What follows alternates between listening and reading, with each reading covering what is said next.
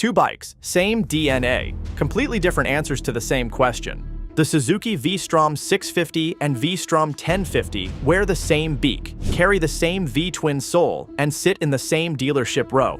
But walk in without doing your homework, and you could easily spend $6,000 or $7,000 more than you needed to. Or worse, buy the one that doesn't actually fit your riding life. One of these bikes is one of the best-kept secrets in adventure riding. The other is a serious machine that demands a serious rider. The question isn't which one looks better on paper. The question is which one you'll actually want to ride 5 years from now. The 650 uses a 645 cubic centimeter 90-degree V-twin producing around 70 horsepower and about 46 pound-feet of torque. Those numbers don't sound dramatic. They're not supposed to.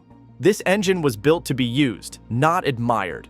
Peak torque arrives low in the rev range, which means the moment you pull onto a highway on-ramp or navigate a rough gravel road or slow two-track at low speed, the bike responds with calm, predictable authority. It never fights you. It just works. The 1050 uses a 1,037 cubic centimeter version of that same basic architecture, producing 107 horsepower and 74 pound-feet of torque.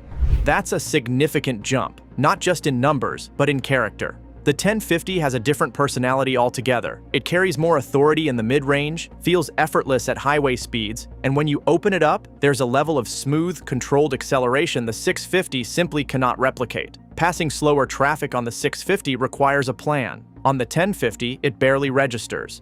But here's what most people miss. The 650's engine isn't a compromised version of something bigger. It's an engine refined over more than 20 years, and well-maintained examples are known for reaching very high mileage without major mechanical trouble. Owners load these bikes down, commute on them daily, tour across the country, take them down gravel roads, and they keep going without drama.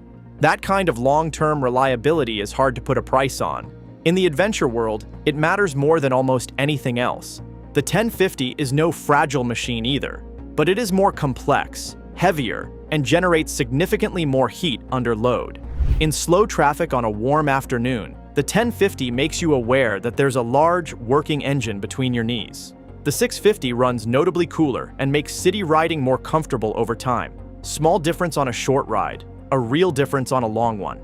Weight is one of those specs that sounds boring until you're standing a dropped bike up on a gravel shoulder with a loaded rear rack and nobody else around for 20 miles. The 650 weighs around 470 pounds wet, or 476 pounds in XT trim. The standard 1050 comes in at around 534 pounds, and the DE sits at 554 pounds. That's not a small gap. It changes how each bike feels in every slow-speed situation. Parking lots, tight turnarounds, loose sections of road where commitment matters. At speed, the 1050's mass works in its favor. It feels planted, stable, and composed in a way that makes long highway miles genuinely relaxing. That's a real advantage when you're covering 400 miles in a day with a tailpack on and a windshield humming in front of you. At low speed, especially off the pavement, that same mass becomes something you manage rather than something that helps you. Riders who take the 1050 into genuinely rough terrain tend to be experienced and deliberate.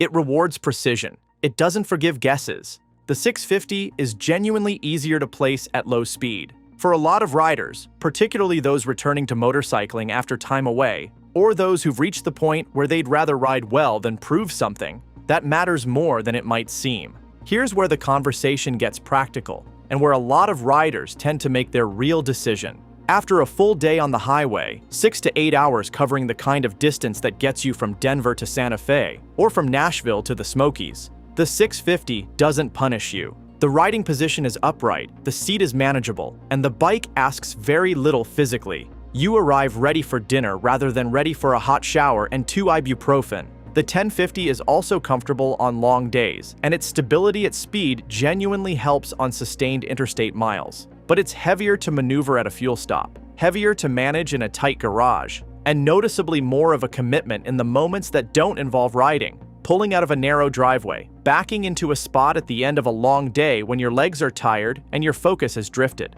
The 650 gets ridden more often. That's not speculation, it's a pattern. A lighter, more manageable bike tends to accumulate more real miles because the barrier to getting out the door is lower. And real miles are what separate a good motorcycle from a garage decoration. Dropping a bike is worth discussing directly. Nobody plans to go over, but if you ride long enough and far enough, eventually it happens. The 650 at 470 pounds is something most riders can recover from on their own without a major ordeal. The 1050 at 554 pounds is a different situation entirely. On loose gravel, on a slope, at the end of a long day with tired arms, that's a serious physical challenge. That's not a deal breaker, but it's an honest part of owning a large adventure bike that deserves a clear-eyed look before you commit. Both bikes come in versions designed for off-pavement work, and this is where the specific variant you choose matters considerably. The 650 adds spoked wheels and adventure-oriented equipment, making it more appropriate for gravel roads and unpaved sections. It won't match the DE's raw hardware, the wheel diameter, the suspension travel, the traction modes, and there's no pretending otherwise.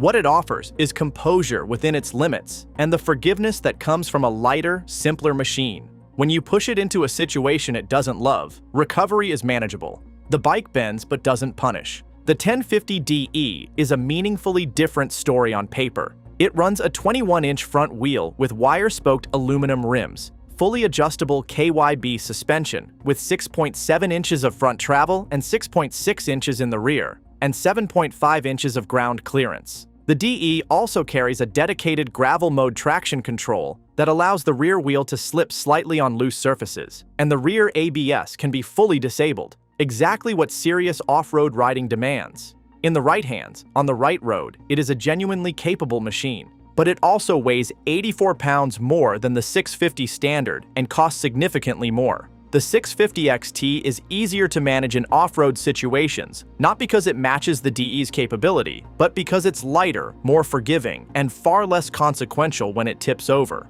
That distinction matters more than spec sheets suggest. Technology has shifted rapidly across the motorcycle world, and the difference between these two bikes reflects that clearly. The 650 comes with ABS, traction control, and a low RPM assist that prevents stalling in slow, difficult situations. The electronics are functional and uncluttered. You don't spend time in menus. You adjust your jacket and ride. The 1050 brings considerably more. Multiple ride modes, cruise control, hill hold control, load-dependent braking, a full TFT display, and the Suzuki Intelligent Ride System tying everything together as one cohesive package. On a machine genuinely used for long-distance touring across varied terrain, these features earn their place. They reduce fatigue over long days and give you meaningful control over how the bike behaves when conditions change. For weekend riding and occasional road trips, the 650's electronics are more than sufficient. For someone covering serious cross-country miles, the 1050's technology starts paying dividends early.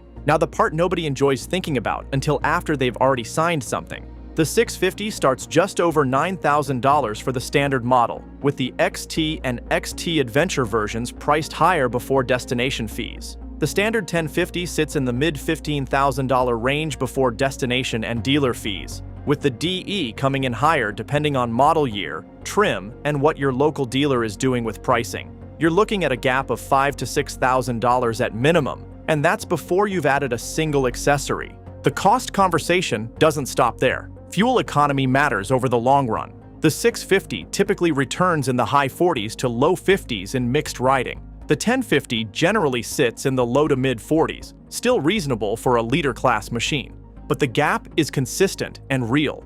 Over years of ownership, that difference adds up. Not enough to define the whole decision, but enough to remind you that the bigger bike keeps asking for more after the sale. Routine upkeep follows a similar pattern. The 650 is simpler, and that simplicity shows up in lower consumable costs and simpler routine maintenance. The 1050 is not an expensive bike to own, but it is more involved. More weight, more power, more electronics, and all of it requires more attention over time. Insurance is also worth checking before you commit. Leader-class bikes typically cost more to insure than a mid-displacement machine, and tires on the DE in off-road use get worked harder and replaced more frequently. None of it is dramatic, but every column in the ledger points the same direction. The 650 has built its reputation around a specific type of rider, the person who wants to go everywhere and do everything without the motorcycle itself becoming the center of attention. These are riders who log serious mileage, tour across states, commute daily between longer trips, and talk about the bike the same way at 80,000 miles as they did at 800.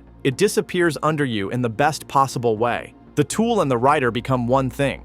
The 1050 attracts a different kind of rider, someone who wants more power than they'll ever fully use, but appreciates having it in reserve. Someone planning serious long-distance touring who values the stability a larger machine provides across sustained highway miles. Someone who has already owned a mid-size adventure bike and is genuinely ready to move up. There's also a third category, the rider who buys the 1050 because bigger feels like better. For some of them, it is absolutely the right call. For the rest, they'd have been happier on the 650 all along. Most riders are doing weekend rides of 2 to 4 hours, the occasional long weekend, and maybe one real cross-country run per year. For that profile, the 650 does not leave you wanting. It simply does what you need, without the weight, without the higher running costs, and without the commitment that a 554-pound machine asks of you every time you decide whether to take it out or leave it. The 1050 is the more impressive motorcycle, genuinely capable, well-engineered, and hard to criticize on its merits. If you tour seriously, want the confidence of a larger platform, and value everything that electronics package brings, the case for it is real. But the 650 has something the 1050 cannot manufacture: simplicity with confidence. It's lighter, cheaper to run, easier to place precisely on difficult roads, and built around an engine so proven it has become something close to a benchmark in the adventure touring world. The 1050 asks more of you to extract its best. The 650 gives you its best almost from the first ride. The real question was never which one is the better motorcycle. The 1050 probably is. The real question is whether the better motorcycle is actually the right one for your garage, your budget, your body, and the riding you actually do, not the riding you plan to do someday. Buy the wrong one, and you'll know it within a year. Buy the right one, and it'll still be in your garage a decade from now, with more miles on it than you ever expected, and not a single reason to change.